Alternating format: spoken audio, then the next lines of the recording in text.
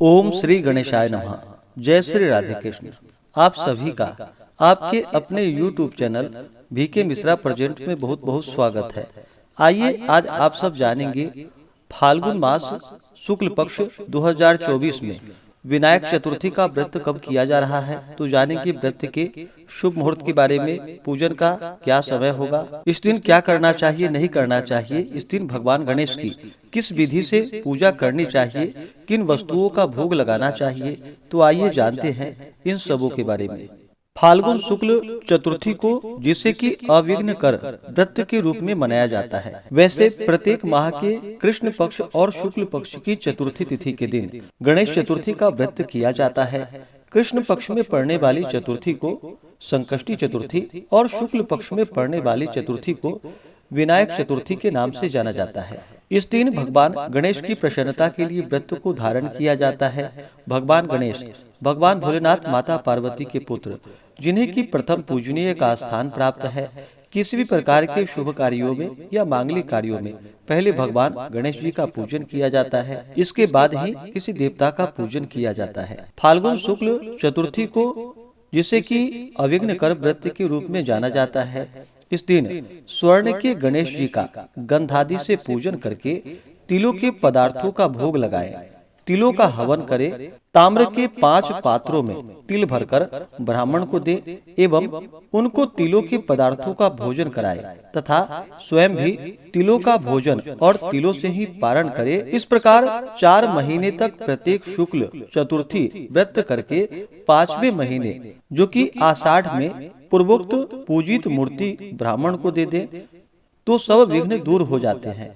प्राचीन काल में अश्वमेध के समय महाराज सगर ने त्रिपुरासुर युद्ध में भगवान शिव जी ने और समुद्र मंथन में विघ्न न होने के लिए स्वयं भगवान ने यही व्रत धारण किया था। फाल्गुन शुक्ल चतुर्थी से जो कि मत्स्य पुराण के अनुसार मनोरथ चतुर्थी का व्रत भी धारण किया जाता है, जो कि फाल्गुन शुक्ल चतुर्थी को स्वर्ण के गणेश जी का गंधादि से पूजन करके नक्त व्रत करे, यानी कि गृहस्थों के लिए रात्रि होने पर उस व्रत को करे और सन्यासी तथा विधवा जो कि सूर्य रहते हुए व्रत को करना चाहिए। इस प्रकार 12 महीने की प्रत्येक शुक्ल चतुर्थी करता रहकर साल भर बाद उस मूर्ति का दान करे तो संपूर्ण मनोरथ सिद्ध होते हैं, जो कि मत्स्य पुराण के अनुसार यह मनोरथ चतुर्थी का व्रत बतलाया गया है। तो आइए जानते हैं फाल्गुन शुक्ल चतुर्थी के शुभ मुहूर्त के बारे में। चतुर्थी तिथि प्रारंभ समय जो कि 13 मार्च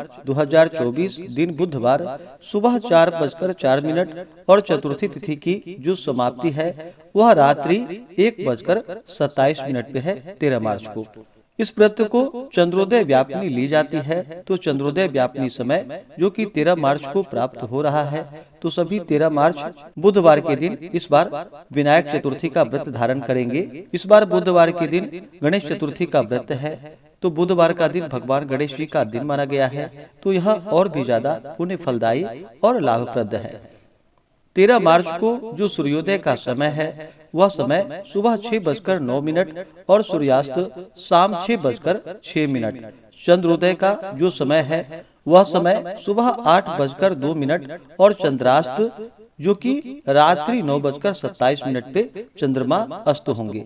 तो जो भी भक्तजन पूजन आदि का कार्य करने वाले हैं वो रात्रि 9:27 से पहले ही पूजन आदि का कार्य संपन्न करके चंद्रमा को कच्चे दूध का या जल का अर्घ्य प्रदान करके आप व्रत को पूर्ण कर सकते हैं।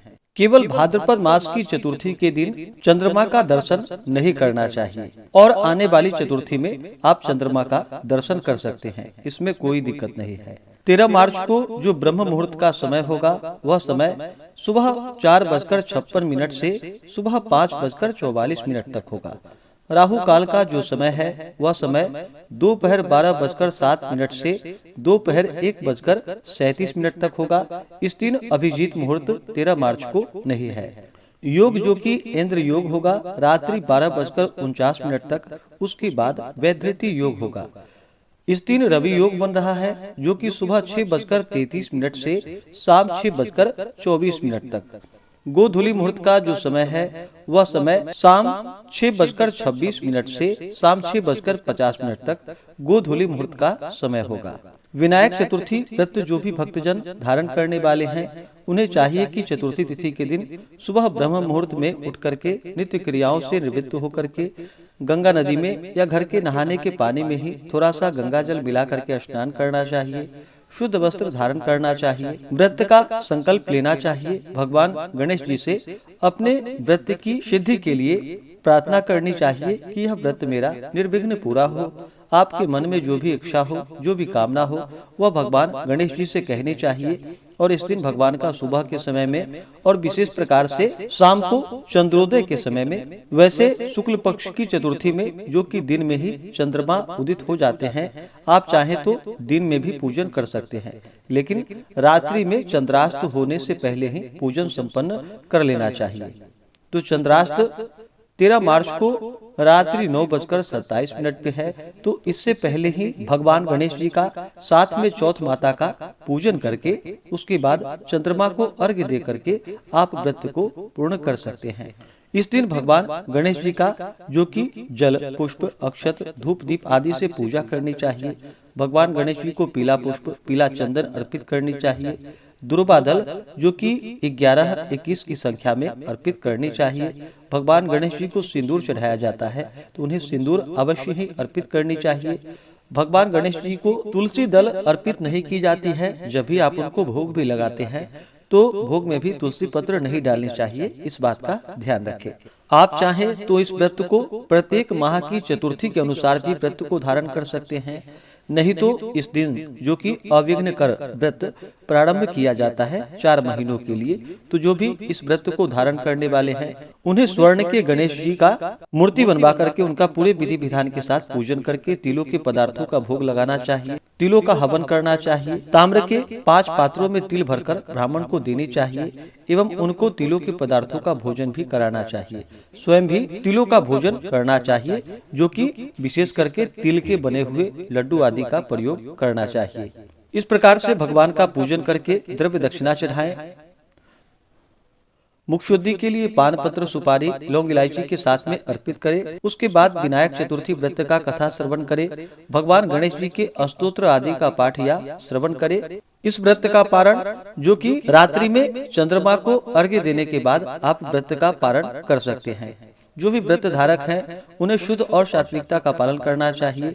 इस दिन तामसिक वस्तुओं का, नशीले पदार्थों का, मांस, मदिरा, लहसुन, प्याज आदि का सेवन नहीं करना चाहिए। पूर्ण श्रद्धा भक्ति भाव के साथ भगवान गणेश जी की चौथ माता की पूजा करनी चाहिए। चंद्र देवता को अर्घ्य प्रदान करना चाहिए और फिर चंद्र देवता का गंध, पुष्प, धूप, दीप आदि से पूजन करके व्रत को पूर्ण करना चाहिए। इस प्रकार व्रत को धारण करने से भगवान गणेश जी अपने भक्तों के सभी प्रकार के विघ्न और बाधाओं को दूर कर देते हैं तथा सुख और समृद्धि का आशीर्वाद प्रदान करते हैं। तो आशा करता हूँ कि यह जानकारी आपको अच्छा लगा हो।